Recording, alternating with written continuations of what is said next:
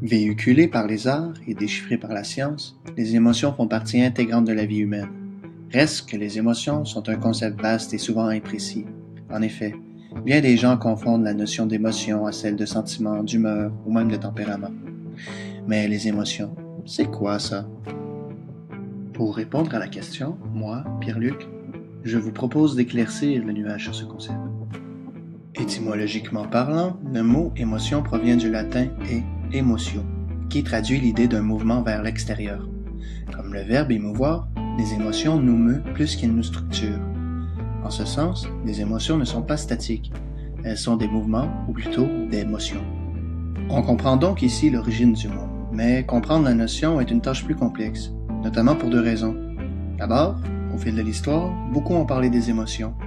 De fait, aujourd'hui, notre conception de l'émotion recouvre plein de phénomènes que le sens commun a mis sous la même bannière. Deuxièmement, les émotions ne sont pas un objet tangible. Par exemple, il est impossible de voir une colère qui conduit tout bonnement sur la route. Or, il est plus difficile de comprendre un objet quand on ne peut pas l'appréhender. Une définition populaire est celle d'un état affectif intense caractérisé par des troubles divers. Et pourtant, ce ne sont pas toutes les émotions qui sont intenses, comme la rage. En effet, la tristesse et la nostalgie en sont de parfaits exemples. De plus, une émotion n'est pas nécessairement attachée à un trouble.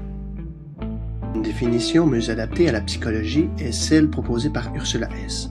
Selon elle, les émotions sont des états relationnels de courte durée, basés sur une interprétation individuelle des événements, préparant l'organisme à l'action, communiquant cette intention d'action et étant accompagnés par des changements physiologiques ainsi que par une expérience subjective.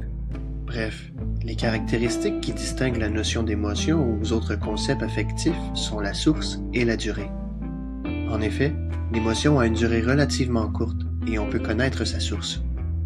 Par exemple, je suis au restaurant et je me prends un taco pour emporter. En me dirigeant vers une table, j'échappe mon taco sur le plancher. De fait, je suis triste, car je n'ai pas pu goûter à mon taco. Mais ça ne va pas durer. En effet, le lendemain, je risque fort probablement de ne plus être triste. Tenant compte des deux critères, nous pouvons maintenant distinguer la notion d'émotion des autres concepts affectifs. Ainsi, à la différence d'une émotion, l'humeur est une disposition passagère qui peut durer des jours et dont l'objet est diffus. Pour sa part, les sentiments durent dans le temps. En effet, quand j'éprouve des sentiments pour un être cher, ça peut durer des mois, voire des années.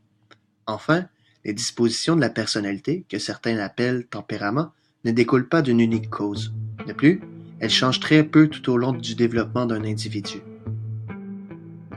Et voilà, grâce à cette capsule vidéo, vous savez maintenant ce qui distingue les émotions des autres concepts affectifs.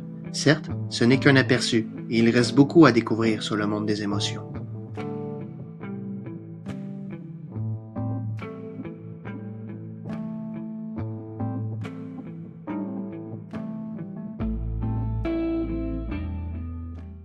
Created using Powtoon.